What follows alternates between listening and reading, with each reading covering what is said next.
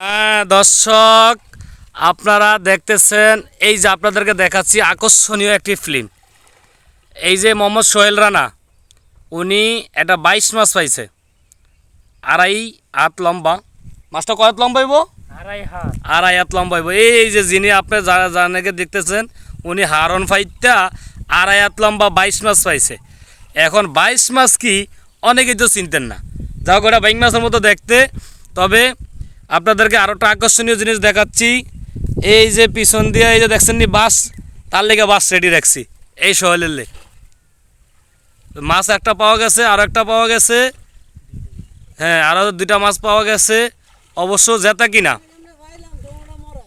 লয়া লয়া লয়া লয়া দৌড়া মরা আমার মতো লয়া বাইত লয়ে যেতে দিব। এই যে মাছ পাওয়া গেছে, এই যে আরও 2টা মাছ পাওয়া গেছে ইনশাল্লাহ।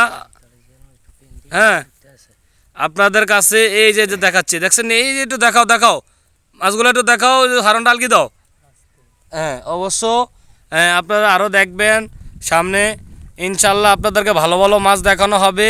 তবে কোনো ছোট আকারে কোনো মাছ মারা হবে না, সব বড় বড় মাছ, সব বড় বড় মাছ মারা হবে।